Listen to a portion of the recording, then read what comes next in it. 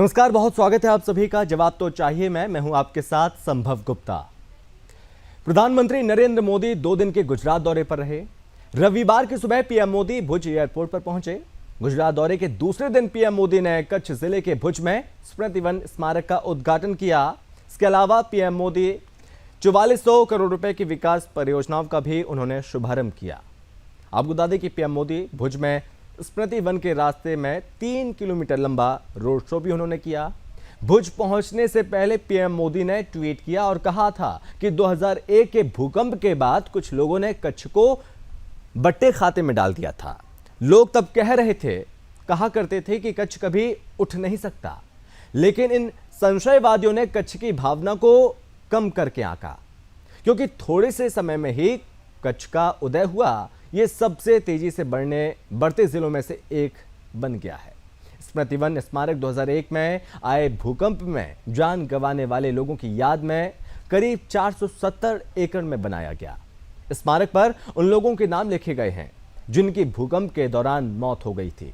इसके साथ ही इसमें एक अत्याधुनिक संग्रहालय भी है। वहीं पीएम मोदी कच्छ जिले के 948 गांवों और 10 कस्बों में सिंचाई और पेयजल के लिए सरदार सरोवर परियोजना की कच्छ शाखा नहर का भी उन्होंने उद्घाटन किया। और साथ ही पीएम मोदी ने सरहद डेयरी के एक नए स्वचालित दूध प्रसंस्करण और पैकिंग संयंत्र, भुज में एक क्षेत्रीय विज्ञान केंद्र, गांधीधाम में doctor Baba Saheb Ambedkar convention centre, Anjar में वीर बालक स्मारक और नखत्राना में भुज 2 सब स्टेशन का भी उद्घाटन किया पीएम मोदी ने। इसके बाद पीएम मोदी गांधीनगर के महात्मा मंदिर सम्मेलन केंद्र में भारत में सुजुकी के 40 साल पूरे होने के उपलक्ष्य में एक कार्यक्रम में सम्मिलित हुए। भुज में स्मृति वन स्मारक के उद्घाटन के दौरान उन्होंने इशारों में विपक्ष पर निशाना साधा। पीएम ने कहा, एक दौर था जब गुजरात पर एक के बाद एक लगातार संकट आ रहे थे। प्राकृतिक आपदा से गुजरात निपट ही रहा था कि साजिशों का दौर शुरू हो गया और गुजरात को बदनाम करने की साजिशें। ये तमाम बातें कही हैं पीएम मोदी ने गुजरात दौरे के दौरान। और इस बीच यहाँ पर जब भुज को बड़ी सौगात दी और जिस तरह से भुज की जो स्थिति थी 2001 में, उस भयावहता को पूरी दुनिया ने देखा था और ये माना जाने लगा था कुछ लोगों के द्वारा ये भुज अब कभी उठ खड़ा नहीं होगा। लेकिन नामुमकिन को मुमकिन करके दिखाया पीएम मोदी ने और तमाम विकास कार्य भुज में हुए। तमाम सौगातें भुजवासियों को मिल रही हैं। और आपको बता दें कि पीएम मोदी ने आज अपने गुजरात दौरे के दूसरे दिन भुज में स्मृति वन स्मारक का उद्घाटन किया। और इस बीच यहाँ पर पीएम मोदी ने रोड शो किया। सभी लोगों का यहाँ पर अभिनंदन यहाँ पर स्वीकार किया, अभिवादन यहाँ पर स्वीकार किया, सभी को अभिनंदन किया पीएम मोदी ने भी हाथ हिलाते हुए, क्योंकि यहाँ पर ये लोकप्रियता बताती है कि बीजेपी किस तरह से यहाँ पर लगातार जनता के दिलों में जगह बनाए हुए है। और आज स्मृति वन स्मारक का उद्घाटन किया, जनता को समर्पित कर दिया। इससे पहले उन्होंने करीब 3 किलोमीटर लंबा रोड शो किया था। उसकी तस्वीरें स्मृति भवन उन लोगों की याद में बनाया गया जो 2001 में जो भीषण भूकंप आया था उसमें तकरीबन 13,000 लोग जो कि मारे गए थे। आपको बता दें कि यहाँ पर इस स्मृति वन का जो निर्माण है करीब 470 एकड़ के क्षेत्र में हुआ। पीएम मोदी ने आज रविवार को प्रदेशवासियों को करीब 4,000 करोड़ रुपए के प्रोजेक्ट की सौगात दी। पीएम ने सभा को संबोधित किया और कहा कि मैं आप लोगों की मदद के लिए हमेशा खड़ा रहूंगा। पीएम मोदी ने कहा कि मुश्किल भरे उन दिनों में मैंने बड़े आत्मविश्वास से कहा था कि हम आपदा को अवसर में बदल के रहेंगे। मैंने ये भी कहा था कि आपको जो रण दिखता है मुझे उसमें भारत का तोरण दिखता है। 2047 को भारत विकसित देश बनेगा, ये बात कही। 2001 में पूरी तरह तबाह होने के बाद से कच्छ में जो काम हुए वो अकल्पनीय है। और कच्छ में 2003 में क्रांति गुरु श्यामजी कृष्ण वर्मा यूनिवर्सिटी बनी, तो वहीं 35 से ज़्यादा नए कॉलेजों की स्थापना की गई। इसके साथ आपको बता दें कि गुजरात के कच्छ और भुज में 2001 में जो भीषण भूकंप आया था, इस भूकंप का केंद्र भुज में था। इस स्मारक में उन सभी लोगों के नाम दर्ज हैं जिनकी मौत भूकंप के कारण हुई थी। और इसके साथ ही भूकंप के बाद गुजरात की स्थिति, पुनर्निर्माण की पहलों और सफलता की कहानियों को भी दिखाया गया है। क्योंकि आपको बता दें कि इस साल गुजरात में विधानसभा चुनाव भी हैं और पीएम मोदी के गुजरात दौरे को लेकर यहाँ पर चुनाव से भी जोड़कर इसको देखा जा रहा है मिशन गुजरात से। और इसके पहले पीएम ने अपने दौरे के पहले दिन साबरमती रिवरफ्रंट में बने अटल ब्रिज का उद्घाटन भी किया था। लेकिन इस दौरे को यहाँ पर मिशन गुजरात से जोड़कर देखा जा रहा है। लेकिन इसी दौरान यहाँ पर पीएम मोदी ने क्या कुछ कहा, हम आपको वो भी सुनवाते हैं।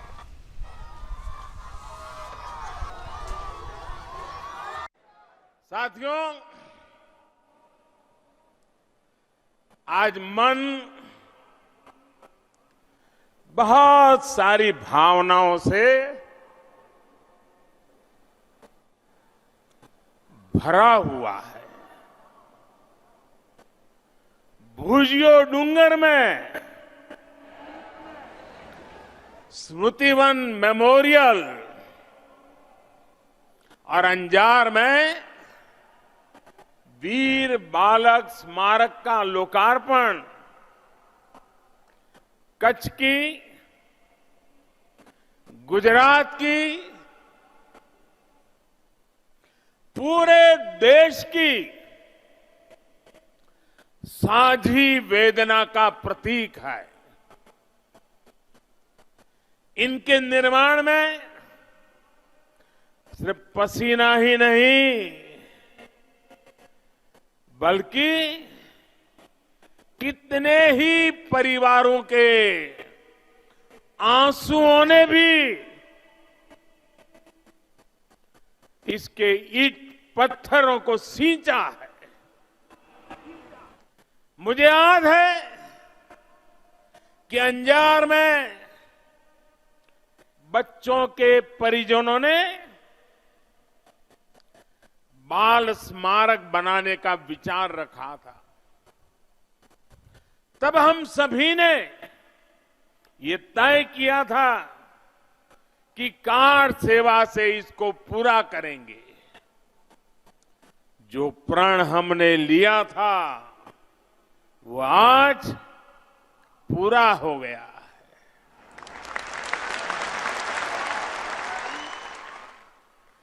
जिन्होंने अपनों को खोया, अपने बच्चों को खोया, मैं आज बहुत भारी मन से इन स्मारकों को उन्हें समर्पित करता हूं। भाई और बहनों, कच्छ ने सिर्फ खुद को ऊपर उठाया इतना ही नहीं है, लेकिन कच्छ ने पूरे गुजरात को विकास की नई गति दी है। एक दौर था जब गुजरात पर एक के बाद एक संकट आ रहे थे।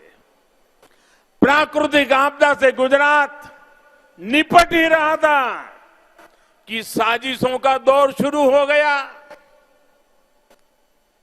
देश और दुनिया में गुजरात को बदनाम करने के लिए, यहां निवेश को रोकने के लिए एक के बाद एक साजिशें की गई। ऐसी स्थिति में भी एक तरफ गुजरात देश में डिजास्टर मैनेजमेंट एक्ट बनाने वाला पहला राज्य बना। इसी एक्ट की प्रेरणा से पूरे देश के लिए भी ऐसा ही कानून बना। कोरोना के संकट काल में इसी कानून ने हर सरकार और प्रशासन की बहुत मदद की। साथियों, हर साजिश को पीछे छोड़ते हुए गुजरात ने नई औद्योगिक नीति लाकर गुजरात में औद्योगिक विकास की नई राह चुनी थी। इसका बहुत अधिक लाभ कच्छ को हुआ, कच्छ में निवेश को हुआ। कच्छ के औद्योगिक विकास के लिए लाखों करोड़ रुपए का निवेश हो चुका है। आज कच्छ में दुनिया के सबसे बड़े सीमेंट प्लांट है। वेल्डिंग पाइप मैन्युफैक्चरिंग के मामले में कच्छ पूरी दुनिया में दूसरे नंबर पर है। पूरी दुनिया का दूसरे सबसे बड़ा टेक्सटाइल प्लांट कच्छ में ही है। कच्छ में एशिया का पहला स्पेशल इकोनॉमिक जोन बना है। कंडला और मुंद्रा पोर्ट में देश का 30% कार्गो हैंडल होता है। कच्छ वो इलाका है जहां से भारत का 30% से ज्यादा नमक पैदा होता है। हिंदुस्तान का कोई लाल ऐसा नहीं होगा जिसने कच्छ का नमक न खाया हो।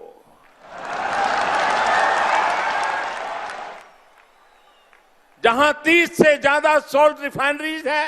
साथियों, भारत पाकिस्तान युद्ध के समय यहां की माताओं, बहनों, बेटियों का पराक्रम आज भी श्रेष्ठ वीर गाथाओं में लिखा जाता है।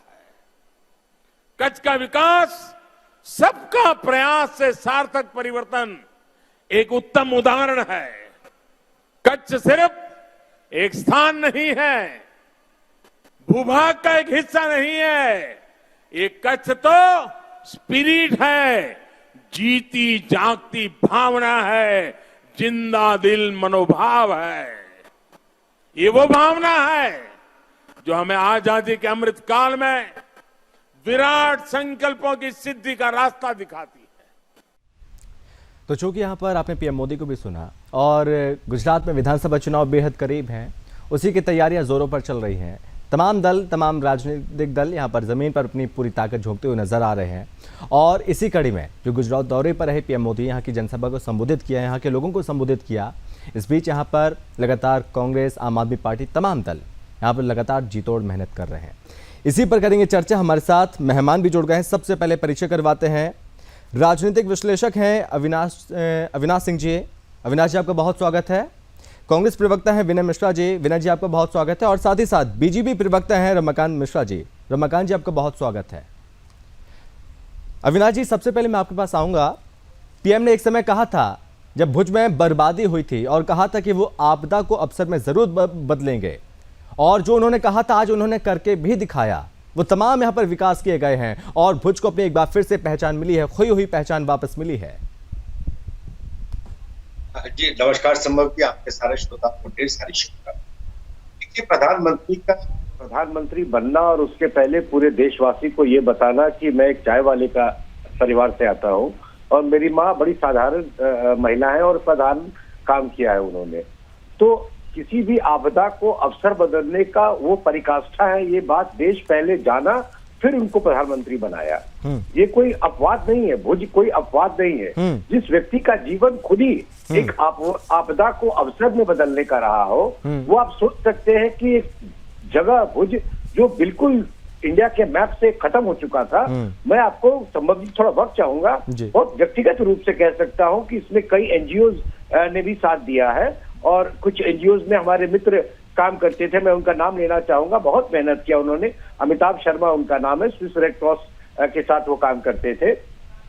तो बहुत मिल करके प्रधानमंत्री उस समय से आपदा को अवसर में बदलना किसको कहते हैं, समय सीमाबद्ध तरीके से उसको कैसे करते हैं, इन सब को उन्होंने चरितार्थ किया अपने जीवन में पहले, फिर देश को दिखाया, गुजरात में रह के दिखाया और तब फिर देश के प्रधानमंत्री बने। अब दूसरी बात पे आता हूं। आपने पॉलिटिकल बात करी कि भाई कांग्रेस भी है, आप भी है। देखिए, जब प्रधानमंत्री के साथ एक खासियत है और देश में हर नेता इस बात को बोलता है और जानता है, तभी कांग्रेस में टूट हो रही है क्योंकि उनके नेता में ये चीज नहीं है। प्रधानमंत्री जब भी गुजरात जाते हैं, खास करके या देश के किसी भी पार्ट में अगर वो जाते हैं, तो उनका चार रूप होता है। एक तो देश के प्रधानमंत्री माननीय, गुजरात के केस में वो गुजरात के चीफ मिनिस्टर है, और जहां के वो चीफ मिनिस्टर नहीं रहे हैं, वहां के या प्रभारी रह चुके हैं या प्रेसिडेंट रह चुके हैं, उस जगह को बहुत नजदीक से वो जानते हैं। तो उस जगह के आप समझ लीजिए चीफ मिनिस्टर रह चुके। और तीसरा सबसे इंपॉर्टेंट जो चीज है, सन ऑफ द सॉइल। देश के हर कण कण को, हर जन जन को ऐसा लगता है कि मेरा बेटा घर वापस आया है। तो जब भी वो गुजरात जाते हैं, तो आप ये समझिए कि गुजरात के मुख्यमंत्री बनारस से इलेक्शन लड़ते हैं और देश में और दुनिया में उतना ही पॉपुलर है जैसे कि वाडनगर में एक चाय वाला पॉपुलर हुआ करता था। तो इसमें कोई अतिशोक्ति नहीं है कि जब वो गुजरात जाते हैं तो वो बड़े सहज रहते हैं, बहुत स्वाभाविक रहते हैं। और देश में जब उन्नति की बात हो तो निश्चित रूप से गुजरात पहले भी समृद्ध रहा है और प्रधानमंत्री के दौर में और समृद्ध हुआ। और जब भी वो गुजरात जाते हैं तो निश्चित रूप से चाहे इलेक्शन हो या ना हो, वो एक बेटे की तरह उस अपनी माता को सौगात देते हैं और देश को सौगात देते हैं। इसमें कोई अतिशयोक्ति नहीं है कि प्रधानमंत्री एक कंप्लीट मैन है और प्रधानमंत्री के रूप में, सीएम के रूप में, देश के बेटा के रूप में गुजरात को बहुत प्यारे हैं। रमाकांत जी, वाकई में आज का दिन ऐतिहासिक है। आज का दौरा, आज का रोड शो ऐतिहासिक है। वो भुज जो पूरी तरह से डैमेज हो चुका था, पीएम मोदी ने भी इसका जिक्र किया। जो लोग यहाँ पर बट्टा डाल रहे थे और ये सोच रहे थे कि अब ये डेवलप नहीं हो पाएगा, लेकिन भुज को डेवलप करके दिखाया और बता दिया। और देखिए संभव जी, यहाँ पर गुजरात के संदर्भ में एक चीज जरूर कहना चाहूंगा, क्योंकि 6 अक्टूबर 2001 को मोदी जी वहां पर चीफ मिनिस्टर के तौर पर वहां पर उनका पदार्पण होता है, और उससे पहले केशुभाई पटेल 6 अक्टूबर 2001 से पहले, और उसके बाद 22 मई 2014 तक वहां के वो चीफ मिनिस्टर रहे, मतलब 12 वर्ष 227 दिन तक वहां के चीफ मिनिस्टर। कच्छ और भुज की जहां तक बात है, निश्चित तौर पर जिस तरह से भूकंप का वो दौर जो था, उसमें कम से कम 13,000 व्यक्तियों की जिस तरह से उसमें एक दर्दनाक मौत हुई थी, मृत्यु हुई थी। निश्चित तौर पर कच्छ और भुज को कोई ये नहीं कह सकता था जो कि भीड़ से ये खराब।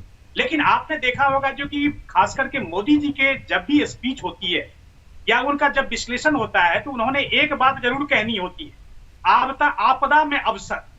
ये चीज आप बार बार उनके मुंह से आप सुनते होंगे। चाहे हम देख लें, आप कच्छ भुज का अगर हम उदाहरण ले लें तो वो ले लें, या कोविड के समय में अगर हम देखेंगे तो वो भी हम लोगों के सामने में। तो ये शब्द उनके मुंह से ये बिल्कुल होता है। और ये चीज क्या होता है, जब एक प्रधानमंत्री अपने मंच से इस तरह की बातें करता है, तो वहां पर एक जन जन में संदेश जाता है, और एक स्फूर्ति अंदर में एक होती है, और एक जिज्ञासा होती है, एक उत्तेजना होती है, और एक मतलब कुछ करने की एक चाहत हो जाती है। जो कच्छ और भुज बिल्कुल से नष्ट हो चुका था, उसका जो पुनर्निर्माण हुआ खास करके मोदी जी के नेतृत्व में, जब उन्होंने 12 वर्ष 227 दिन के अंदर में, मात्र मैं तो कह रहा हूं गुजरात में कच्छ और भुज सबसे विकसित शहर है, सबसे विकसित, इसमें कोई दो मत नहीं है। और उसके बाद मैं तो पूरा विकास की अगर बात करूंगा तो पूरे विकास गुजरात के अंदर में हुआ। लेकिन कच्छ और भुज उसमें से बिल्कुल विशेष रूप से उसको याद किया जाएगा, जो कि जहां पर बिल्कुल संभावना नहीं थी वहां पर उन्होंने खड़ा किया। लेकिन मोदी जी के नेतृत्व में जिस तरह से 12 वर्ष तक गुजरात का एक विकास हुआ, विकास का एक मॉडल सेट किया गया, उसी तरह से जब वो 2014 में यहाँ पर देश के अंदर में आए, तो उन्होंने भी ये चीज कहा कि देश में सबसे पहले रक्षा, खास करके भ्रष्टाचार, समाज के हर एक व्यक्ति तक वहां पर उसका विकास जाना चाहिए। और ये चीज उन्होंने अपने रग रग यानी कि रमाकांत जी, जो राज्य में, इस राज्य में विकास का वोट बैंक की जो चाबी है, उसकी चाबी पीएम मोदी के पास है। बिल्कुल संभव जी, मैं तो कह रहा हूं, सारा उदाहरण मैंने दिया है आपको, और वो उदाहरण बिल्कुल आपके सामने में है, और हम सबके सामने में है, गुजरात की जनता के सामने में भी है, और देश के जनता के सामने में भी है, जो हम लोगों ने किस तरह से एक टारगेट फिक्स करके और मिशन मोड में काम करने के लिए हम लोग आगे रहते हैं। चाहे आप 2070 में अगर देखेंगे, चाहे 2030 में हमने क्या टारगेट फिक्स किया है, 100 साल का हमारा टारगेट क्या है। इस तरह से जब हम काम करते हैं एक संगठन के अंदर में, एक देश के अंदर में, तो निश्चित तौर पर ये देश न विकासशील बल्कि विकसित तरह लेवल पर हम लोग चले जाएंगे, और वैश्विक स्तर पर हमारी जो पहचान है उसको और हम सशक्त बनाने की कोशिश करें। ठीक है जी सर। विनय मिश्रा जी, सबसे पहले आपकी टिप्पणी, इस दौरे को आप कैसे देख रहे हैं, और साथ में ये भी पॉलिटिकल सवाल ये भी कि गुजरात में क्या अवसर तलाश पाएगी कांग्रेस पार्टी? देखिए, प्रधानमंत्री जी की इस दौरे से मैं बहुत खुश हूँ। मुझे कम से कम इस प्रश्न का जवाब ढूंढना है कि वो एक मुख्यमंत्री जो कि गुजरात में हुआ करता था और दिल्ली की केंद्र सरकार को बैठकर कोसता था, क्या वो मुख्यमंत्री आज जो प्रधानमंत्री बन चुका है, क्या वो मुख्यमंत्री और प्रधानमंत्री दोनों आपस में एक दूसरे को आंख मिला पाएंगे? तात्पर्य, जो पहले वीडियो वो वहां से बनाकर, जो पहले के वीडियो देखिए जिसमें मुख्यमंत्री गुजरात के दिल्ली में बैठी सरकार को कोसा करते थे, कभी महंगाई पर, कभी बेरोजगारी पर, कभी आतंकवाद पर, हर समय केवल दिल्ली की सरकार को बदलने की बात करते थे। क्या आज उनके प्रधानमंत्री बनने के बाद गुजरात या पूरे देश में वो पूर्व के मुख्यमंत्री की कही हुई बातें, क्या वो उन बातों को सार्थक सिद्ध कर पाएंगे? पहला सवाल तो यही है। और दूसरी बात यह है कि आपदा में अवसर मोदी जी का दिया हुआ नारा है, और ये बात मोदी जी से बेहतर कोई नहीं कर सकता। मोदी जी आपदा में अवसर कैसे बना लेते हैं, ये ठीक है, पूर्व में उनके ये मोदी जी से समझ लेंगे, लेकिन कांग्रेस कैसे अवसर बनाएगी, अवसर कैसे तलाशेगी गुजरात में?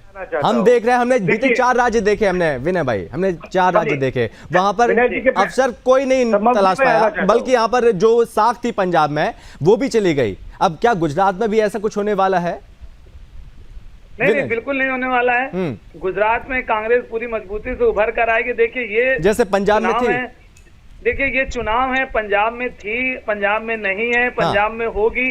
ये तो लोकतंत्र है, जनता का मत है। जनता आज आपके साथ है, कल जनता हमारे साथ होगी, फिर जनता आपके साथ होगी। ये तो लोकतंत्र की खूबसूरती है, जिसमें जनता एक ही व्यक्ति को बार बार नहीं चुनती है। और अगर ज्ञान दे रहे, मैं आना चाहता हूँ जी, एक सेकंड। देखिए, गुजरात में कांग्रेस पूर्ण अपना अच्छा प्रदर्शन करेगी, कांग्रेस मेहनत कर रही है। अब अविनाश जी देखिए, संभव जी, इनका कहना बिल्कुल जायज है। मैं इनके स्वर से स्वर मिलाता हूं कि मोदी जी आपदा को अवसर कैसे बनाते हैं। अब देखिए, राहुल गांधी कांग्रेस के लिए आपदा है। सारे लीडर जो जा रहे हैं छोड़ के, वो बता रहे हैं कि पिछले करीबन 1.5-2 दशक से वो आपदा बने हुए, वो और उनकी माता श्री। अब जहां तक ये मोदी की बात कर रहे थे, गुजरात के सीएम रह के वो क्या सेंटर के बारे में कहते थे, तो मेरा सवाल है कि राहुल गांधी ने तो खुद अपने कैबिनेट का डिसीजन फाड़ दिया था। तो वो तो मुख्यमंत्री भी नहीं थे गुजरात के राहुल गांधी, तब अपने कैबिनेट का डिसीजन अपने प्रधानमंत्री को कैसे ट्रीट करते थे? मुख्यमंत्री नहीं थे, लेकिन जो थे, चुप रहिए, खत्म करने दीजिए। और तीसरी बात ये कहना चाहता हूं कि जहां तक कांग्रेस का सवाल है, आज तक कांग्रेस ने केवल तोड़फोड़ की राजनीति की है। सब कोई जानता है कि अजगर का क्या मतलब होता है गुजरात में, और किसने इसको बनाया था। और दूसरी बात ये कि अहमद पटेल इनके बहुत ही तिकड़मी नेता थे, अब वो हमारे बीच न रहे, भगवान उनकी आत्मा को शांति दे, स्वर्ग प्रदान के 72 हुरों के पास उनको ना भेजे। बट यही कहना चाहूंगा मैं उनको कि भाई अब वो खत्म हो चुके हैं। कांग्रेस अहमद पटेल के बगैर खत्म हो चुकी है, और हार्दिक पटेल ने हमें बताया है कि राहुल गांधी और विनय जी जैसे उनके चमचे वो जनता का फिक्र नहीं करते। वो लेकिन अविनाश जी, बड़ा सवाल गुजरात में ये है ना, अविनाश जी, बड़ा सवाल यहाँ पर ये है कि क्या वाकई में गुजरात में कांग्रेस के पास, एक सेकंड की राजनीति बीजेपी से शुरू हुई, एक सेकंड विनय जी, 1 मिनट। अविनाश जी, एक चीज समझाइए, आप एक चीज समझाइए विनय। अविनाश जी, 1 मिनट। हार्दिक पटेल को किसने तोड़ा? गुलाम नबी आजाद को आजाद कैसे हो गए? अभी वो 50 साल के बाद गुलाम नबी आजाद कैसे हुए? और रमाकांत जी आपके पास भी आ रहे हैं, खान आजाद कैसे हो गए? लेकिन अविनाश जी, यहाँ पे एक सवाल ये है, क्या कांग्रेस का व्यापक जनाधार है गुजरात में? एक बड़ा यक्ष प्रश्न यहाँ पर खड़ा होता है अस्तित्व को बनाए रखने के लिए भी। तो आप 5 अगस्त को काले कपड़े पहन के क्यों निकलते हैं शुक्रवार को? अरे काले कपड़े आप पहन के अरे आप काले कपड़े, ये भी बताइए ना, कपड़े पहन के क्यों आते हैं? कपड़ों पर मत जाइए। कपड़ों की बात मोदी जी ने महंगाई पे बोलने के लिए मोदी जी कहते हैं कि कपड़ों से पहचान नहीं। अरे कपड़ों की बात, काले कपड़े के जैसे काले कपड़े पहन करके आप क्या रमाकांत जी, मुसलमानों की पहचान। रमाकांत जी बोलिए। अभी उन्होंने एक सवाल उठाया, जब वो तत्कालीन मुख्यमंत्री थे, वो लगातार यहाँ पर मैसेज भेजते थे और कहते थे, प्रदर्शन करते थे महंगाई की मार, लेकिन अब हमारी आवाज को दबाया जाता है। रमाकांत जी बोलिए। एक सेकंड विनय जी, 1 मिनट। आपको क्यों बुरा लगता है? रमाकांत जी बोलिए। अभी प्रधानमंत्री ने बोला कि कपड़ों से पकड़े जा रहे हैं, बुर्का कौन पहनता है?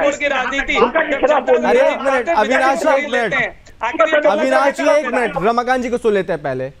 रमाकांत जी बोलिए। अभी संभव जी, कांग्रेस के जो भी कार्यकर्ता हो, प्रवक्ता हो, आशावादी हैं, इसमें कोई दो मत नहीं। वो अभी भी देखते हैं जो कि हमारा जनाधार है, हमारी पार्टी बिल्कुल मजबूत है, हमारी संगठन मजबूत। अब आता हूं जो प्रश्न आपने किया है, निश्चित तौर पर एक मुख्यमंत्री को पता होना चाहिए अपने प्रदेश के अंदर में क्या हो रहा है और केंद्र सरकार में किस तरह से। आज अगर वो केंद्र सरकार का अनुभव कर रहे हैं और जिस समय में वो चीफ मिनिस्टर थे उस समय भी अनुभव कर रहे होंगे, तो निश्चित तौर पर ऐसे अनुभव, जब अनुभव बिल्कुल साझा होता है, तो निश्चित तौर पर प्रदेश का विकास होता है। ये चीज 50% रेवेन्यू स्टेट को मिलता है, ये विनय जी को समझ में नहीं आएगी। और जहां तक कांग्रेस 8 साल हो गए, कितना विकास हो गया? इनका 50% रेवेन्यू मिलता है स्टेट को। विकास कितना हो गया? 1993 की घटना और केवल गुजरात का विकास से मतलब भाई नहीं आपका है। विकास इस नहीं हुआ, समय- कांग्रेस का कोई विकास नहीं हुआ। इस समय इसके लिए मोदी प्रधानमंत्री जी जिम्मेदार थोड़ी है। केवल गुजरात के विकास से मतलब नहीं, कांग्रेस का पूरे देश का विकास बताइए। कांग्रेस के लिए मोदी जी जिम्मेदार नहीं है, वो देश के प्रधानमंत्री है। कितना है? कितनी कांग्रेस महंगाई के है? विकास के लिए आप कितने राहुल गांधी से महंगाई की पूछिए। बात कर लीजिए, आप बेरोजगारी की बात कर लीजिए, कांग्रेस के आतंकवाद की विकास बात कर के बारे लीजिए। में राहुल आप गांधी बात कहाँ से बताएंगे, करेंगे? वो प्रधानमंत्री का काम नहीं है, कांग्रेस का महंगाई के बारे में विकास। कौन बताएगा? महंगाई लेकिन के बारे में कौन विनय जी, बताएगा? सिलेंडर विनय जी, महंगाई के बारे में विनय जी, एक बड़ा सवाल यहाँ पर खड़ा होता है कि कांग्रेस का कितना जनाधार बचा हुआ है जब पार्टी के नेता ही लगातार छोड़ते जा रहे हैं पार्टी को। महंगाई के बारे में, बेरोजगारी के बारे में, आतंकवाद के बारे में कौन बताएगा? निर्मला सीतारमण बहस कर रही थी महंगाई कब उठेंगे? पे। ये सवाल देश के बुनियादी सवाल जो है। मैं बात कर लूं, जो- मैं बात एक सेकंड महंगाई की बात है, विनय वो जी कब एक उठाई मिनट जाएगी? एक मिनट अरे भाई पार्लियामेंट विनय जी एक मिनट, अविनाश जी एक मिनट, रमाकांत जी अपनी बात को कंप्लीट कर ले, मैं आपके अरे पास भाई, आ रहा हूँ। करंट क्यों लग रहा है आपको? मैं आपके पास आ रहा हूँ, वो रमाकांत जी अपनी बात 400 कंप्लीट कर रुपए का मिल लीजिए। रहा था, आज 1100 का मिल रहा है सिलेंडर। भाई नंगी तार आपने पकड़ रखी है राहुल गांधी की, राहुल गांधी की नंगी तार आपने पकड़ रखी है। करंट मुझे क्यों लगेगा? महंगाई की बात करंट मुझे क्यों लगेगा? देखिए अविनाश जी और विनय जी, ऐसे में कुछ भी समझ में नहीं आएगा, ऐसे कुछ भी समझ नहीं आएगा आप लोग क्या चर्चा कर रहे हैं। इनसे तो पूरा कांग्रेस पहले मैं एक नहीं दिख रहा है। मैं हर किसी के पास आ रहा हूँ, मैं एक एक करके आ रहा हूँ भाई प्लीज। राहुल गांधी के अविनाश जी, करंट से तो अविनाश जी, पूरा प्लीज। कांग्रेस शॉक में है। अविनाश जी, प्लीज, एक मिनट। छोड़िए, आप बात कीजिए महंगाई की। अरे आप बात विनय कीजिए जी, आप तो बेरोजगारी पार्लियामेंट की। में बात विनय जी की। एक मिनट, आप सड़क पे थे, पार्लियामेंट में निर्मला सीतारमण ने बोला, आप सड़क पे थे, अविनाश जी एक पार्लियामेंट मिनट, में बात हो चुकी है। एक मिनट अभी चलिए एंकर जी की बात सुनिए। रमाकांत जी बोलिए अभी। असंभव जी, देखिए महंगाई और बेरोजगारी की बात करते हैं, बिल्कुल चर्चा होनी चाहिए, इसमें कोई दो मत नहीं है। देश की जनता की भलाई के लिए जो भी ऐसे विषय हों पर उठाए जाना चाहिए। ये सड़क पर नहीं उठाया जाना चाहिए, ये मुद्दा जो है सो सड़क पर उठाने की चीज नहीं है। लेकिन जहां सड़क पर ये पर माननीय कितने लेकिन शुरुआत लेकिन में रमाकांत जी, क्या बीजेपी कभी सड़कों पर नहीं आई है क्या? हाँ, पूछिए बीजेपी भी इस पे। खूब सड़कों पर आई है, खूब बिल्कुल, प्रदर्शन हुए, बिल्कुल बहुत आई हुई है। महंगाई की मार। बिल्कुल आई है, नहीं तब बिल्कुल आई ठीक था, है, आज मैं कह रहा हूं गलत हो कि गया। बिल्कुल आई है, लेकिन महंगाई के ऊपर में जब चर्चा होती है तो बड़े संवेदनशील तरीके से संसद के पटल पर, संसद के अंदर में 3 ऐसे साल का व्यक्ति कोरोना है, जिन्होंने यूक्रेन का 2013 वॉर में एक है, अध्यादेश पूरा का पास किया पूरा था। विश्व घूम रहा है। अरे मैं ये नहीं सीरियस कह रहा मैटर है हूं, संभव जी, आजाद- ये सड़क पे आने का मैटर नहीं है, आजाद जी कह ये रहे हैं। इंटरनेशनल मैटर है। लेकिन रमाकांत जी, यही तो कांग्रेस कहती है, हम सड़कों पर करते ठीक है, हम सभा में सदन में करना चाहते हैं, लेकिन हमारी बातों को सुना नहीं जाता, उस पर चर्चा ही नहीं होती है। ये इंटरनेशनल मैटर है। महंगाई पर चर्चा हुई है, संभव जी, महंगाई के ऊपर में चर्चा हुई है और निर्मला चर्चा से सीतारमण जी मतलब ने नहीं है, महंगाई माननीय कम कितनी वित्त हुई देखिए ये आज बता मुद्दा दीजिए। महंगाई का नहीं संसद के अंदर है, में। आज विनय भाई मुद्दा महंगाई का नहीं है, आज कांग्रेस की नहीं, स्थिति मैं क्या है, महंगाई पे भी मिशन बोलूंगा। गुजरात पे क्या चल रहा है, कांग्रेस कितनी ज्यादा तैयार, मैं उसको लेकर भी सवाल कर रहा हूं आपसे। आप मुझे बताइए कि गुजरात में कांग्रेस कितनी ज्यादा मजबूत है आज, क्योंकि आपके अस्तित्व को लेकर सवाल उठने हिम्मत है लगे तो हैं। लेके जाइए महंगाई का मुद्दा। विनय जी बोलिए।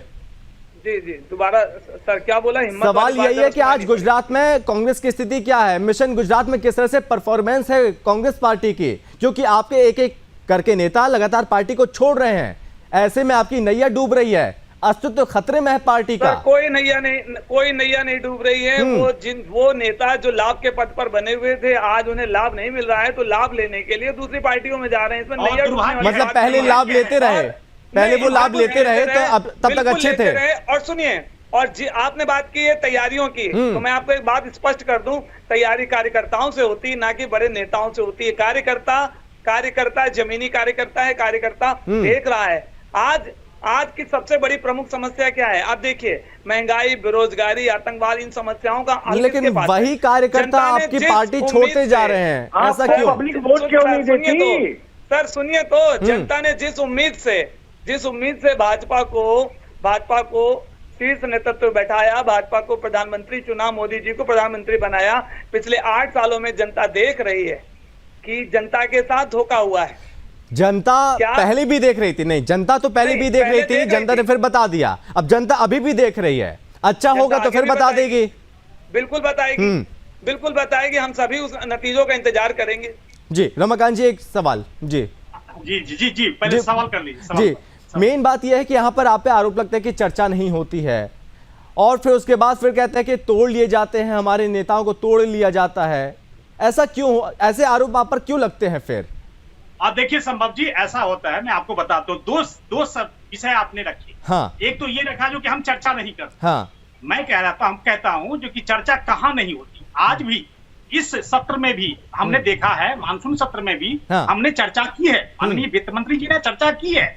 लेकिन जब चर्चा होती है तो ये जाकर के वहां पर महात्मा गांधी जी के मूर्ति के सामने जाकर खड़े होकर के पट्टा लेते हैं और बिल्कुल वहां जाकर के खड़े हो जाते हैं। अरे चर्चा सदन के अंदर में कीजिए ना, आप में हिम्मत है तो सदन के अंदर में चर्चा करिए। आपके समय करने तो दीजिए, अगर हम अगर सदन में वर्तमान करने समय तो में दीजिए। करेंगे तो निश्चित तौर पर आप अपने आप को अंतर नजर आ जाएगा। दूसरी बात हमारे ऊपर में आता है जो कि ये तोड़ फोड़ की राजनीति हम करते हैं। ये बहुत बार हमने सुना है जो कि लोटस लोटस लोटस लोटस, ये बहुत बार सुनते हैं जो कि लोटस लोटस हो जाता है। कम से कम कांग्रेस के प्रवक्ता को इनको समझना चाहिए जो 1993 में जेएमएम कांड क्या हुआ था, इनको इतिहास उल्टा करके देखना चाहिए। अविनाश जी, और किस तरह से नोट उछाले गए। अविनाश जी, चलिए ठीक है। अविनाश जी, एक सवाल आपसे भी। हम देख रहे हैं गुजरात में बीजेपी लगातार जुटी हुई है, कांग्रेस मेहनत कर रही है और इस बीच यहां पर आम आदमी पार्टी विस्तार कर रही है, तो गुजरात में ये भी एक फैक्टर रहने वाला है अब। बिल्कुल, देखिए आम आदमी पार्टी वो पार्टी है जिसको नकारा नहीं जा सकता, चाहे जो भी उनके अंदर कमियां हैं कि 10 साल के भीतर 2 स्टेट में आज उनकी सरकार है। और केजरीवाल एक मेहनती नेता है, चाहे वो बहुत मेहनत से झूठ बोलते हो, शराब नीति उनकी बिल्कुल ही बेकार और फेल और करप्शन से घिरी हुई शराब नीति है, पर वो एक मेहनती नेता है। एक ही झूठ को 200 बार बोलते हैं। वो राहुल गांधी जैसे नहीं है कि बस झूठ 5-6 बार बोल करके फिर विदेश चले जाते हैं।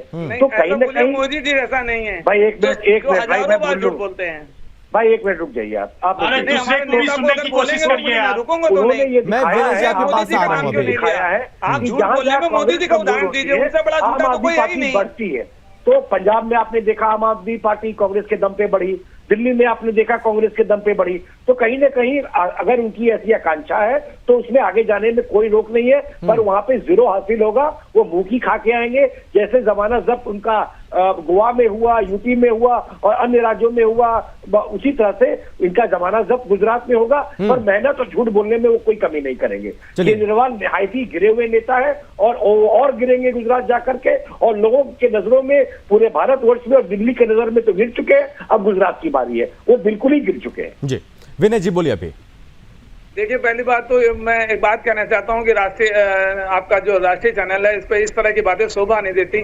किसी एक नेता को गिरा हुआ बता रहे हैं और झूठा बता रहे हैं। झूठ बोलने में मोदी जी से बड़ा झूठा तो कोई है नहीं। ये पूरा हिंदुस्तान देख रहा है। माफी मांगा है राहुल गांधी ने, माफी मांगा मोदी जी सुप्रीम कोर्ट में माफी मांगा है, सुप्रीम कोर्ट में माफी मांगा राहुल गांधी ने। देखिए विनय जी, शब्दों की मर्यादा हर किसी को रखनी चाहिए। देखिए उन्होंने कहा गिरा हुआ तो आपने कह दिया झूठा, मतलब कि आप तो कम से कम आप समझदार है तो आप ऐसे शब्दों का इस्तेमाल मत कीजिए ना फिर। नहीं, झूठा शुरुआत किसने की आप देखिए ना। नहीं, चलो उन्होंने शुरुआत कर दी, लेकिन आप तो ना करें, आप ना करें फिर। एक तो आप खुद कर रहे हैं, ऊपर से आप फिर यहाँ पर राय भी दे रहे हैं कि ऐसा नहीं करना चाहिए। होंगे वो सबके लिए बराबर होंगे, किसी एक के लिए होंगे और किसी एक के लिए नहीं। अगर वो नियम इनके लिए तो मेरे लिए भी ठीक है। हाँ, तो मैं हर किसी से यही कह रहा हूँ कि शब्दों की प्लीज मर्यादा बनाए रखें हर कोई। जी बिल्कुल मर्यादा बना के रखूंगा। विनय जी बोलिए। अभी हरकत गिरी। देखिए, मैं ये कहना चाहता हूं कि मोदी जी पिछले 8 वर्षों से देश के प्रधानमंत्री हैं, और आप ग्राफ उठाकर देखिए कि इन 8 सालों में देश कांग्रेस के टाइम पे कहां था और इस समय बीजेपी के टाइम पर कहां है। आप वर्ल्ड इंडेक्स में देखिए, भुखमरी की कगार पे भारत हिंदुस्तान कहां पर खड़ा है, बेरोजगारी में कहां खड़ा है, और ये भी देखिए कि महंगाई की दर कहीं और पहुंच गए। अभी महंगाई की दर रमाकांत जी एक सवाल मैं लूंगा। रमाकांत जी आखिरी कमेंट में लूंगा एक से। हमने देखा था रमाकांत जी पिछली बार पाटीदार समाज बहुत ज्यादा नाराज था, लेकिन इस बार पाटीदार समाज को किस तरह से एड्रेस करेंगे? कांग्रेस के बड़े हल्के प्रवक्ता हैं। देखिए यहाँ पर मैं एक चीज बता देता हूँ, संगठन के हाँ थोड़ा सा आप ही भारी कर दीजिए। एक सेकंड विनय जी, एक मिनट आप देखिए पर्सनल हो जाते हैं फिर। हमारे कार्यकर्ता इतने मेहनती और संवेदनशील हैं हर एक मुद्दे को, जहां तक समायोजित करने की बात है, हमने कहा है जो कि ये पार्टी जो है, ये संगठन जो है बिल्कुल समायोजन का बना हुआ संगठन है। हर एक को समायोजित किया जाएगा, और जहां तक हमने विकास के मॉडल को हम पहले से ही उस प्रदेश के अंदर में लाने की कोशिश की है हमने। जनता हमारे काम से संतुष्ट है, उसी तरह से हम संतुष्टि प्रदान करेंगे जनता को। आप देखेंगे आने वाले समय में फिर हमें जनता आशीर्वाद दे करके फिर हमें चुनेगी और निश्चित तौर पर जनता की भलाई के लिए हम एक जमीन आसमान एक कर। ठीक है अविनाश जी, एक चीज आपसे समझना चाहूंगा मैं इस चीज को लेकर, क्या आप बोल रहे हैं कि कांग्रेस उतनी मजबूत नहीं है, लेकिन हम बीते चुनाव को, पिछले ही चुनाव को देखें तो इसमें कांग्रेस का वोट शेयर बढ़ा था, तकरीबन 41% वोट शेयर था वहां पर, तो आप ऐसे में कमजोर कैसे कह सकते हैं कांग्रेस पार्टी को? अब तक आवाज आ रही है अभी अविनाश जी? चलिए नहीं आ रही है। विनय जी आपसे आखिरी सवाल कि कांग्रेस को यहां पर बचाना है और अपना वजूद बचाना है तो अपना 100% देना होगा, केवल ट्वीट करने से कुछ नहीं चलेगा। आपके साथ सबसे अच्छी बात यह है कि उन्होंने कांग्रेस को हरा करके 2 जगह सरकार अपनी बनाई है। ठीक है। अब जहां तक बीजेपी का सवाल है, पिछली बार जो था वो पहला इलेक्शन था जब मुख्यमंत्री के रूप में खुद मोदी जी वहां पे नहीं थे, वो पीएम बन चुके थे और एक ऐसे सरकार को डिफेंड कर रहे थे जो कि बड़ी चैलेंजिंग सिचुएशन से फ्लड के बाद उभर के बाहर आ रही थी। तो उस समय का हार्दिक पटेल का बहुत बड़ा एजिटेशन हुआ था। आज आप देखिए हार्दिक पटेल कहाँ है। तो जो भाजपा देश के हर वर्ग का दिल जीत सकती है, अपने दुश्मनों का दिल जीत सकती है, कौन है हार्दिक पटेल? आज वो भाजपा में है। तो जो हर देशवासी का दिल जीत सकता है, मुसलमानों का दिल जीत सकता है, ट्रिपल तलाक खत्म करके महिलाओं का दिल जीत सकता है, गैस का सिलेंडर उज्ज्वला दे करके महिलाओं का, गांव की महिलाओं का दिल जीत सकता है, घर मकान बिजली पानी दे करके गरीबों का दिल जीत सकता है, वो उसके लिए कोई कष्ट नहीं है। मैं आपको फिर दिलासा दिलाता हूं कि बड़ी भारी मेजॉरिटी से मोदी जी की सरकार जो चलती आ रही है देश में भी और प्रदेश में, वो चलती रहेगी। चलिए विनय जी आखिरी कमेंट आपका कि 100% यहां पर देना होगा कांग्रेस पार्टी को अपना वजूद बचाने के लिए, केवल ट्वीट से काम नहीं चलेगा कि घर बैठे और ट्वीट कर दिए। कांग्रेस की वोट तो आप ले जा रही है। नहीं विनय जी आप तक आवाज पहुंच रही है? जी पहुंच रही है। जी बोलिए। अभी देखिए आपने बात की कांग्रेस को 100% देना होगा। आपने देखा कि ट्वीट वाली बात जो आपने कही है, आप देख रहे हैं कि राहुल जी भारत जोड़ो यात्रा निकाल रहे हैं कश्मीर से कन्याकुमारी तक। लेकिन तो आपने ये भी देखा कि गुलाम नबी आजाद ने ये कहा कि पहले कांग्रेस को जोड़ो, पहले ये भी मेरी बात तो कंप्लीट होने दीजिए। जो कश्मीर से कन्याकुमारी यात्रा निकाली जा रही है वो केवल कंप्यूटर पर बैठकर, लैपटॉप पर बैठ के नहीं निकल रही है। उसमें राहुल जी स्वयं पैदल चल रहे हैं। उन्होंने साफ साफ ये बात स्पष्ट कही है, मेरा साथ कोई दे न दे मैं अकेले ही चलूंगा। कपड़े के ऊपर जिनको जाना था वो चले गए, जिनको रहना है वो हमारे साथ रहेंगे। तो देखिए जनता कांग्रेस पार्टी के साथ है, जनता के मुद्दे कांग्रेस पार्टी के साथ है और कांग्रेस पार्टी जनता के मुद्दों को बार बार उठाती रहेगी। और गुजरात में जिस तरह से मुख्यमंत्री, मैंने पहले भी अपने वक्तव्य में कहा कि जिस तरह से मोदी जी मुख्यमंत्री थे और मांग कर रहे थे केंद्र में, बस वही चीज उलट के फिर से है कि आज वो प्रधानमंत्री हैं। आपने देखा यूपी में राशन, मैंने बताया ना आपदा में अवसर, यूपी में। चलिए देखते हैं अभी कि गुजरात में कांग्रेस पार्टी कितनी ज्यादा मजबूत हो पाती है, ये देखना होगा। अविनाश जी बहुत धन्यवाद, विनय जी बहुत धन्यवाद और रमाकांत जी आपका बहुत धन्यवाद इस चर्चा में शामिल होने के लिए। बहरहाल यहाँ पर 27 साल से बीजेपी लगातार यहाँ पर सत्ता में आ रही है, तो बीजेपी के सामने बड़ी चुनौती है अपने यहाँ पर एक बार फिर से कमबैक करने की, वापसी आने की। तो यहाँ पर बड़ी चुनौती जरूर होगी, लेकिन इस बीच यहाँ पर चुनौती आम आदमी पार्टी के सामने भी है और इसी के साथ कांग्रेस में भी तमाम चुनौतियाँ खड़ी हैं। और देखने वाली बात होगी कि आगे आने वाले विधानसभा चुनाव में उन चुनौतियों को किस तरह से यहाँ पर कांग्रेस पार्टी और आम आदमी पार्टी उन चुनौतियों को किस तरह से पार पा पाएगी। बहरहाल वक्त एक छोटे से ब्रेक का, फौरन लौटेंगे।